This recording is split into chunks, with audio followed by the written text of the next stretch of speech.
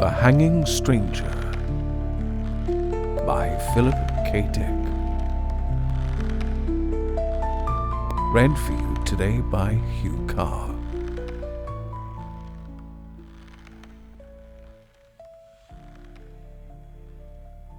At 5 o'clock, Ed Loyce washed up, tossed on his hat and coat, got his car out, and headed across town towards his TV sales store. He was tired.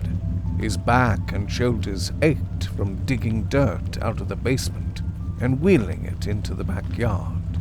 But for a 40-year-old man, he had done okay.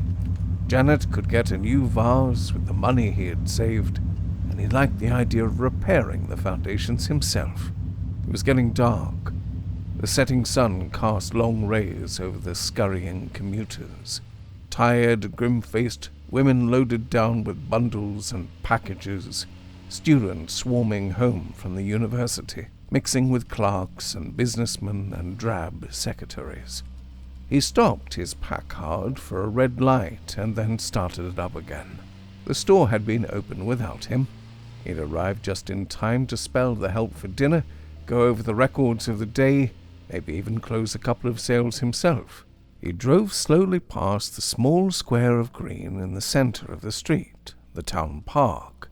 There were no parking places in front of Loyce TV Sales and Service. He cursed under his breath and swung the car in a U-turn. Again he passed the little square of green with its lonely drinking fountain and bench and single lamppost. From the lamppost something was hanging.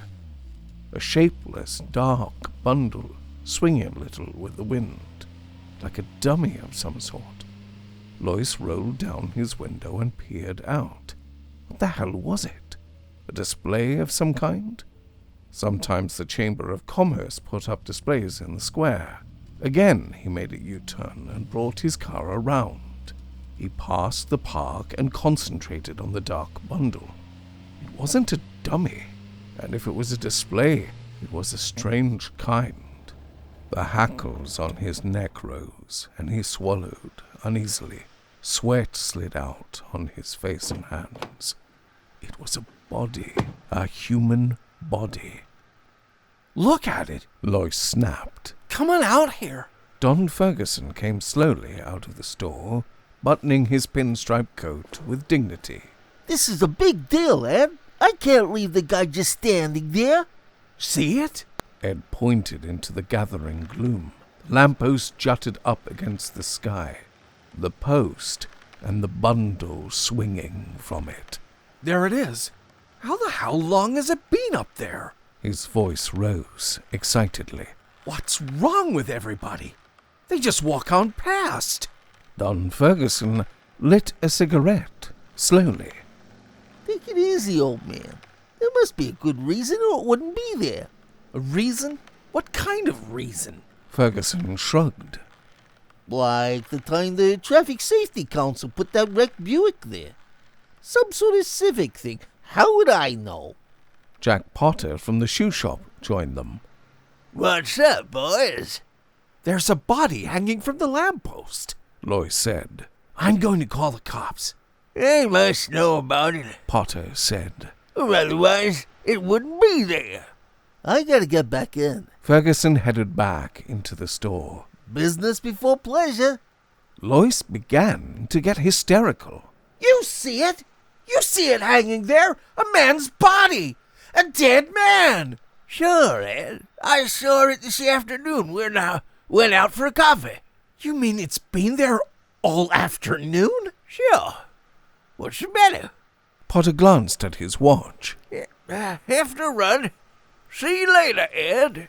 Potter hurried off, joining the flow of people moving along the sidewalk, men and women passing by the park. A few glanced up curiously at the dark bundle and then went on. Nobody stopped. Nobody paid any attention. "I'm going nuts," Loyce whispered. He made his way to the curb and crossed out into traffic among the cars. Horns honked angrily at him. He gained the curb and stepped up onto the little square of green. The man had been middle-aged. His clothing was ripped and torn, a grey suit splashed and caked with dried mud. A stranger. Lois had never seen him before, not a local man. His face was partly turned away, and in the evening wind he spun a little, turning gently, silently. His skin was gouged and cut. Red gashes, deep scratches of congealed blood. A pair of steel-rimmed glasses hung from one ear, dangling foolishly. His eyes bulged. His mouth was open, tongue thick and ugly blue. Oh, for heaven's sake, Lois muttered, sickened. He pushed down his nausea and made his way back to the sidewalk. He was shaking all over with revulsion and fear. Why? Who was this man? Why was he hanging there? What did it mean? And why didn't anybody notice? He bumped into a small man hurrying along the sidewalk. Watch it. The man grated. Oh, it's you, Ed. Ed nodded dazedly. Hello, Jenkins. What's the matter? The stationary clerk caught Ed's arm. You look sick. The body. They're in the park. Sure, Ed. Jenkins led him into the alcove of Lois TV Sales and Service. Take it easy. Margaret Henderson from the jewelry store joined them. Something wrong? Ed's not feeling well. Lois yanked himself free. How can you stand here? Don't you see it, for God's sake? What's he talking about? Margaret asked nervously. The body! Ed shouted. The body hanging there! More people collected. Is he sick? It's Ed Joyce. You okay, Ed? The body! Lois screamed, struggling to get past them. Hands caught at him. He tore loose. Let me go! The police! Get the police! Ed, better get a doctor. He must be sick. Or drunk. Lois fought his way through the people. He stumbled and half fell. Through a blur he saw rows of faces, curious, concerned, anxious, men and women halting to see what the disturbance was. He fought past them toward the store. He could see Ferguson inside talking to a man, showing him an Emerson TV set. Pete Foley in the back at the service counter setting up a new Philco. Lois shouted at them frantically. His voice was lost in the roar of traffic and the murmur around him. Do something! He screamed. Don't stand there! Do something! Something's wrong! Something's happened! Things are going on! The crowd mounted respectfully for the two heavy-set cops moving efficiently toward Lois. Name? The cop with the notebook murmured. Lois. He mopped his forehead wearily. Edward C. Lois. Listen to me, back there. Address? The cop demanded. The police car moved swiftly through traffic, shooting among the cars and buses. Lois sagged against the seat, exhausted and confused. He took a deep, shuddering breath. 1368 Hearst Road. That's here in Pikeville. That's right. Lois pulled himself up with a violent effort. Listen to me. Back there, in the square, hanging from the lamppost. Where were you today? The cop behind the wheel demanded. Where? Lois echoed. You weren't in your shop, were you? No. He shook his head. No, I was home. Down in the basement. In the basement? Digging. A new foundation. Getting out the dirt to pour a cement frame. Why? What has that got to do with... Was anybody else down there with you? No, my wife was downtown. My kids were at school. Lois looked from one heavy-set cop to the other. Hope flicked across his face. Wild hope. You mean because I was down there I missed the explanation? I didn't get in on it like everybody else? After a pause, the cop with the notebook said, That's right, you missed the explanation. Then It's official? The body, it's supposed to be hanging there? It's supposed to be hanging there for everybody to see. Edlois grinned weakly. Good Lord. I guess I sort of went off the deep end.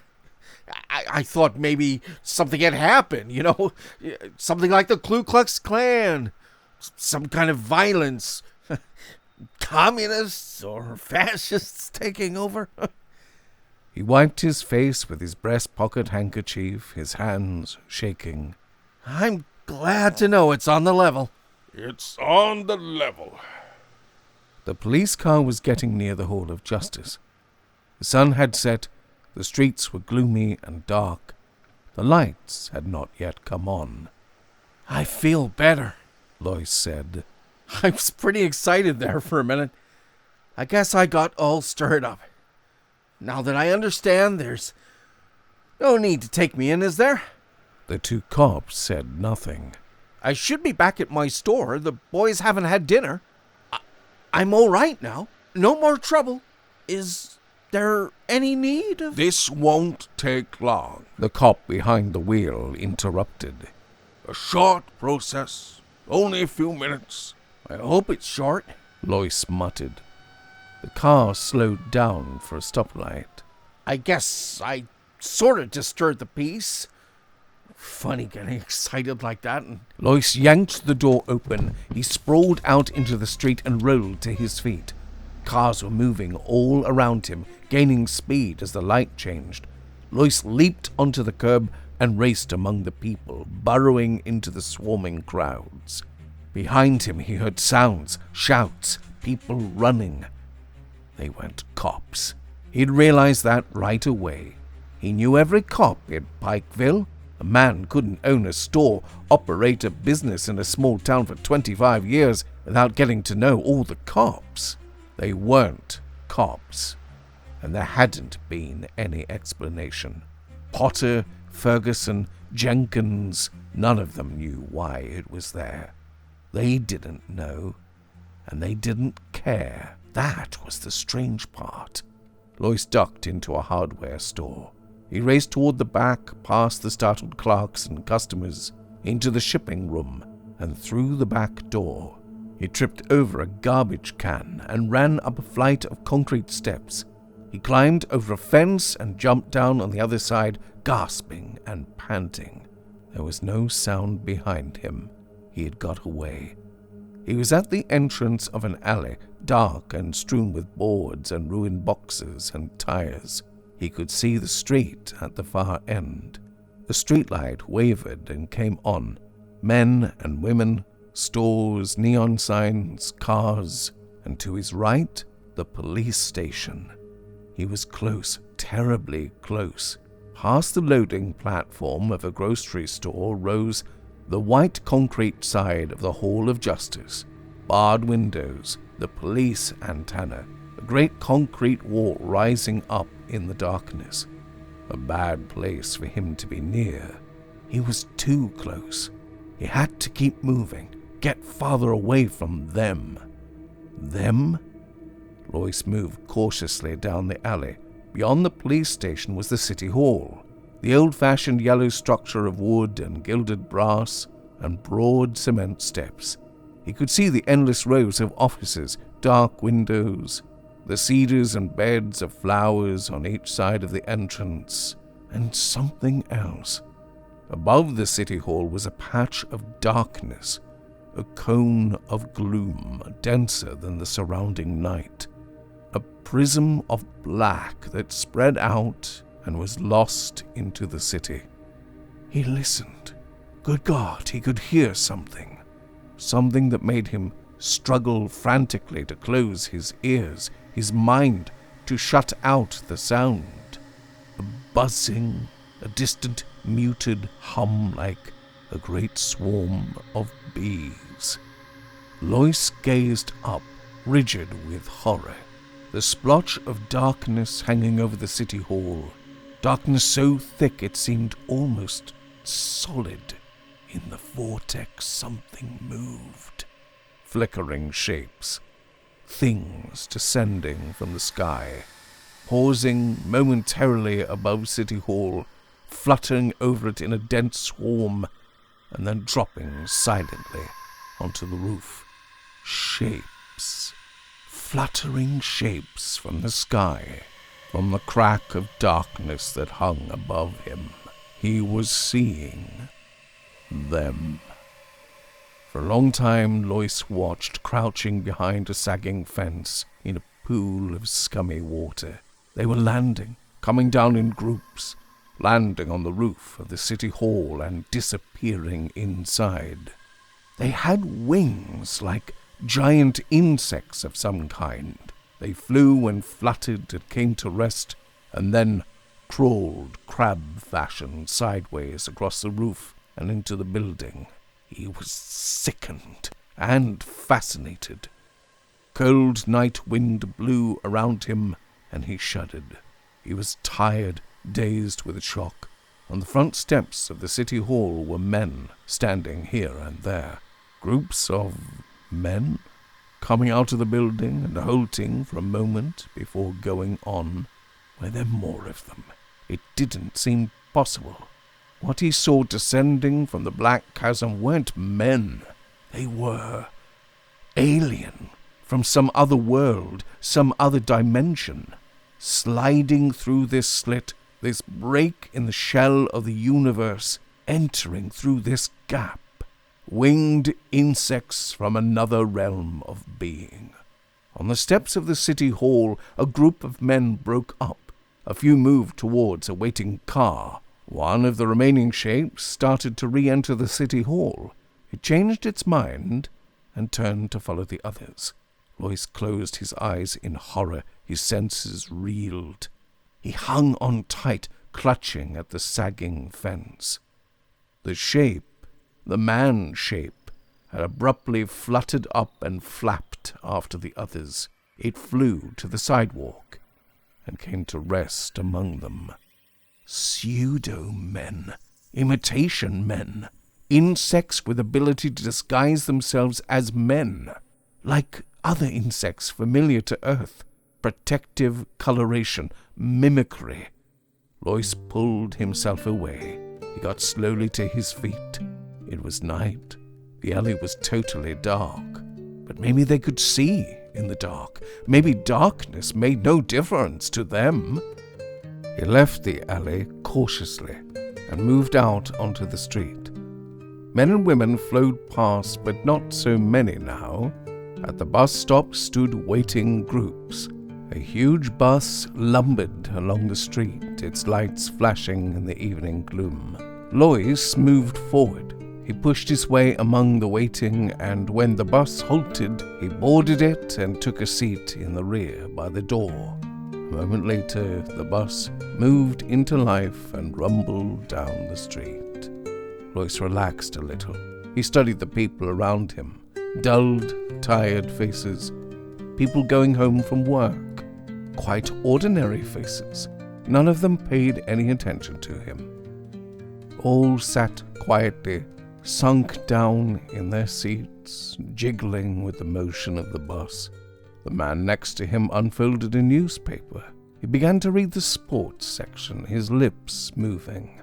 An ordinary man, blue suit, tie, a businessman or a salesman, on his way home to his wife and family. Across the aisle, a young woman, perhaps 20, dark eyes and hair, a package on her lap.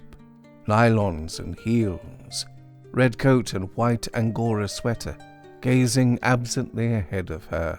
A high school boy in jeans and black jacket. A great triple-chinned woman with an immense shopping bag loaded with packages and parcels, her face dim with weariness. Ordinary people. The kind that rode the bus every evening, going home to their families, to dinner, going home with their minds dead, controlled, filmed over with the mask of an alien being that had appeared and taken possession of them. Their town, their lives, himself too, except that he happened to be deep in his cellar instead of in the store. Somehow, He had been overlooked. They had missed him. Their control wasn't perfect, foolproof. Maybe there were others. Hope flickered in Lois. They weren't omnipotent. They had made a mistake, not got control of him. Their net, their field of control, had passed over him. He had emerged from his cellar as he had gone down. Apparently, their power zone was limited. A few seats down the aisle, a man was watching him. Lois broke off his chain of thought. A slender man with dark hair and a small mustache, well-dressed, brown suit and shiny shoes, a book between his small hands. He was watching Lois, studying him intently. He turned quickly away. Lois tensed. One of them or another they had missed. The man was watching him again. Small dark eyes, alive and clever, shrewd. A man too shrewd for them. Or one of the things itself, an alien insect from beyond. The bus halted. An elderly man got on slowly and dropped his token into the box. He moved down the aisle and took a seat opposite Lois. The elderly man caught the sharp-eyed man's gaze. For a split second something passed between them, a look rich with meaning. Lois got to his feet. The bus was moving. He ran to the door, one step down into the well. He yanked the emergency door release. The rubber door swung open. Hey! The driver shouted, jamming on the brakes. What the hell? Lois squirmed through. The bus was slowing down.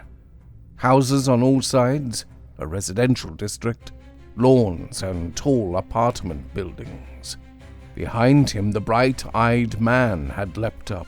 The elderly man was also on his feet. They were coming after him. Lois leapt. He hit the pavement with terrific force and rolled against the curb. Pain lapped over him. Pain and a vast tide of blackness. Desperately, he fought it off. He struggled to his knees and then slid down again. The bus had stopped. People were getting off. Lois groped around. His fingers closed over something. A rock. Lying in the gutter, he crawled to his feet, grunting with pain. A shape loomed before him. A man, the bright-eyed man with the book. Lois kicked. The man gasped and fell. Lois brought the rock down. The man screamed and tried to roll away. Stop! For God's sake, listen! He struck again. A hideous, crunching sound. The man's voice cut off and dissolved in a bubbling wail. Lois scrambled up and back. The others were there now, all around him. He ran awkwardly down the sidewalk, up a driveway. None of them followed him. They had stopped and were bending over the inert body of the man with the book, the bright-eyed man who had come after him. Had he made a mistake? But it was too late to worry about that. He had to get out, away from them, out of Pikeville, beyond the crack of darkness, the rent between their world and his. Ed. Janet Lois backed away nervously. What is it? What? Ed Lois slammed the door behind him and came into the living room. Pull down the shades, quick! Janet moved towards the window. But... Do as I say! Who else is here besides you? Nobody. Just the twins. They're upstairs in their room. What's happened? You look so strange. Why are you home? Ed locked the front door. He prowled around the house, into the kitchen. From the drawer under the sink, he slid out the big butcher knife and ran his finger along it. Sharp, plenty sharp. He returned to the living room. Listen to me, he said. I don't have much time. They know I escaped, and they'll be looking for me. Escaped? Janet's face twisted with bewilderment and fear. Who? The town has been taken over. They're in control. I got it plenty well figured out. They started at the top, at the city hall and the police department. What they did with the real humans, They... What are you talking about? We've been invaded. From some other universe, some other dimension. They're insects, mimicry, and more power to control minds. Your mind! My mind? Their entrance is here, in Pikeville. They've taken over all of you, the whole town, except me. We're up against an incredibly powerful enemy, but they have their limitations. That's our hope. They're limited. They can make mistakes. Janet shook her head. I don't understand, Ed. You must be insane. Insane? No, just lucky. If I hadn't been down in the basement, I'd be like all the rest of you. Lois peered out the window. But I can't stand here talking. Get your coat. My coat? We're getting out of here. Out of Pikeville. We've got to get help. Fight this thing. They can be beaten. They're not infallible. It's going to be close, but we may make it if we hurry. Come on! He grabbed her arm roughly. Get your coat and call the twins. We're all leaving. Don't stop to pack. There's no time for that. White-faced, his wife moved toward the closet and got down her coat. Where are we going? Ed pulled open the desk drawer and spilled the contents out onto the floor. Grabbed up a road map and spread it open. They'll have the highway covered, of course, but there's a back road to Oak Grove. I got onto it once. It's practically abandoned. Maybe they'll forget about it. The old ranch road? Good Lord, it's completely closed. Nobody's supposed to drive over it. I know. Ed thrust the map grimly into his coat. That's our best chance. Now call down the twins and let's get going. Your car is full of gas, isn't it? Janet was dazed. The Chevy? I had it filled up yesterday afternoon. Janet moved towards the stairs. Ed, Call the twins! Ed unlocked the front door and peered out. Nothing stirred. No sign of life. All right so far. Come on downstairs. Janet called in a wavering voice. We're going out for a while. Now? Tommy's voice came. Hurry up! Ed barked. Get down here, both of you! Tommy appeared at the top of the stairs. I was doing homework. We're starting fractions. Miss Parkin says if we don't get this done... Forget about fractions. Ed grabbed his son as he came down the stairs and propelled him toward the door. Where's Jim? He's coming. Jim started slowly down the stairs. What's up, Dad? We're going for a ride. A ride? Where? Ed turned to Janet. We'll leave the lights on and the TV set. Go, turn it on. He pushed her toward the set. So they'll think we're still... He heard the buzz and dropped instantly, the long butcher knife out. Sickened, he saw it coming down the stairs at him, wings a blur of motion as it aimed itself. It still bore a vague resemblance to Jimmy. It was small, a baby one. A brief glimpse, the thing hurtling at him. Cold, multi-lensed, inhuman eyes. Wings, body still clothed in yellow t-shirt and jeans. The mimic outline still stamped on it. A strange half-turn of its body as it reached him. What was it doing? A stinger. Lois stabbed wildly at it. It retreated, buzzing frantically. Lois rolled and crawled toward the door. Tommy and Janet stood still as statues, faces blank, watching without expression. Lois stabbed again.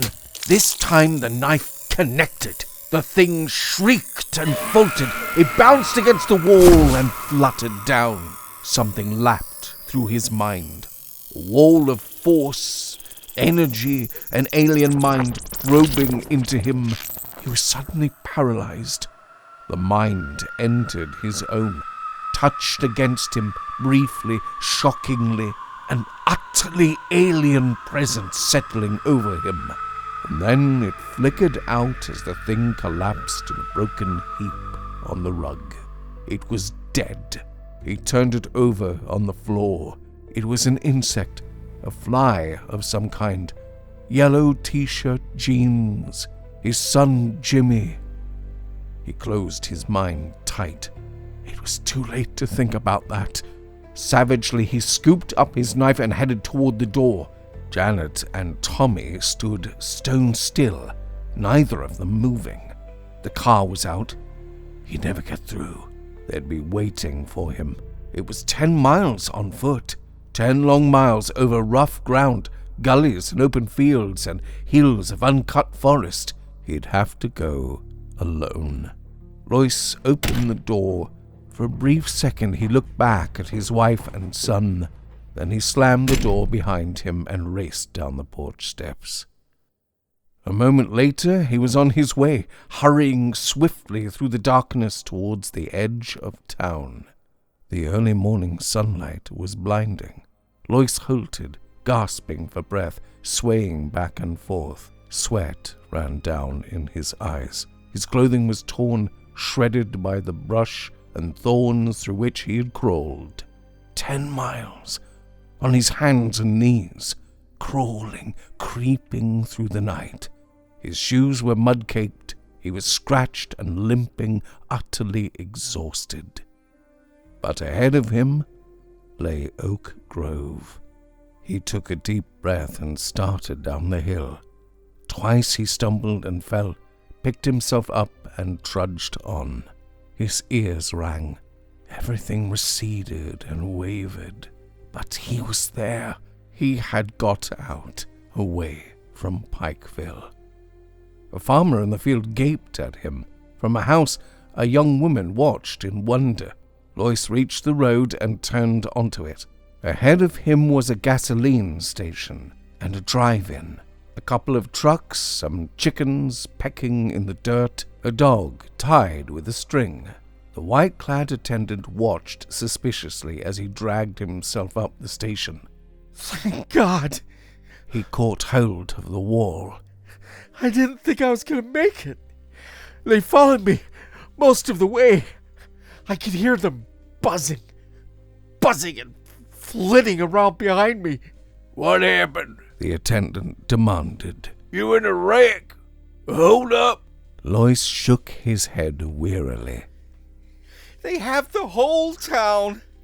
The city hall, and the police station.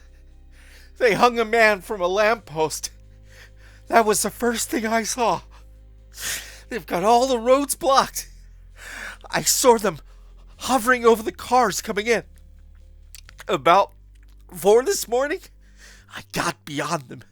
I knew it right away. I could feel them leave. And then the sun came up. The attendant licked his lip nervously. You're out of your head. I better get a doctor. Get me into Oak Grove. Lois gasped. He sank down on the gravel. We've got to get started. Cleaning them out. Got to get started right away. They kept a tape recorder going all the time he talked. When he had finished, the commissioner snapped off the recorder and got to his feet. He stood for a moment, deep in thought. Finally, he got out his cigarettes and lit up slowly, a frown on his beefy face. You don't believe me, Lois said. The commissioner offered him a cigarette. Lois pushed it impatiently away. Suit yourself.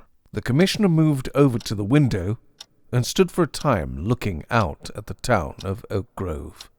I believe you, he said abruptly. Lois sagged. Thank God. So, you got away. The commissioner shook his head. You were down in your cellar instead of at work. A freak chance. 1 in a million. Lois sipped some of the black coffee they had brought him. I have a theory. He murmured. What is it? About them, who they are. They take over one area at a time, starting at the top, the highest level of authority, working down from there in a widening circle. When they're firmly in control, they go on to the next town. They spread, slowly, very gradually. I think it's been going on for a long time. A long time? Thousands of years. I don't think it's new. Why do you say that? When I was a kid, a picture they showed us in Bible League, a religious picture, an old print, the enemy gods, defeated by Jehovah. Moloch, Beelzebub, Moab, Baalin, Ashtaroth. So, They were all represented by figures. Lois looked up at the commissioner. Beelzebub was represented as a giant fly. The commissioner grunted. an old struggle. They've been defeated. The Bible is an account of their defeats. They make gains, but finally they're defeated. Why defeated? They can't get everyone. They didn't get me. And they never got the Hebrews. The Hebrews carried the message to the whole world. The realization of the danger. The two men on the bus, I think they understood. Had escaped like I did. He clenched his fists. I killed one of them. I made a mistake. I was afraid to take a chance. The commissioner nodded. Yes, they undoubtedly had escaped, as you did. Freak accidents. But the rest of the town was firmly in control. He turned from the window. Well, Mr. Lois, you seem to have figured everything out. Not everything. The hanging man. The dead man hanging from the lamppost. I don't understand that. Why? Why did they deliberately hang him there? That would seem simple. The commissioner smiled faintly. Bait. Lois stiffened. His heart stopped beating. Bait? What do you mean? To draw you out. Make you declare yourself, so they'd know who was under control and who had escaped. Lois recoiled with horror. Then they expected failures? They anticipated? He broke off. They were ready with a trap. And you showed yourself. You reacted. You made yourself known. The commissioner abruptly moved toward the door. Come along, Lois. There's a lot to do. We must get moving. There's no time to waste. Lois started slowly to his feet, numbed. And the man? Who was the man? I never saw him before. He wasn't a local man. He was a stranger, all muddy and dirty, his face cut, slashed. There was a strange look on the commissioner's face as he answered. Maybe. He said softly. You'll understand that, too. Come along with me, Mr. Lois. He held the door open, his eyes gleaming. Lois caught a glimpse of the street in front of the police station. Policemen, a platform of some sort, a telephone pole, and a rope. Right this way, The commissioner said, smiling coldly. As the sun set, the vice president of the Oak Grove Merchants Bank came up out of the vault, threw the heavy time locks, put on his hat and coat, and hurried outside onto the sidewalk. Only a few people were there, hurrying home to dinner. Good night. The guard said, locking the door after him. Good night. Clarence Mason murmured. He started along the street towards his car. He was tired. He'd been working all day down in the vault. examining the layout of the safety deposit boxes to see if there was room for another tier. He was glad to be finished. At the corner, he halted. The streetlights had not yet come on. The street was dim. Everything was vague. He looked around and froze. From the telephone pole in front of the police station, something large and shapeless hung. It moved a little with the wind. What the hell was it? Mason approached it warily. He wanted to get home. He was tired and hungry. He thought of his wife, his kids, a hot meal on the dinner table, but there was something about the dark bundle, something ominous and ugly. The light was bad. He couldn't tell what it was, yet it drew him on, made him move closer for a better look. The shapeless thing made him uneasy. He was frightened by it, frightened and fascinated. And the strange part was that nobody else seemed to notice it.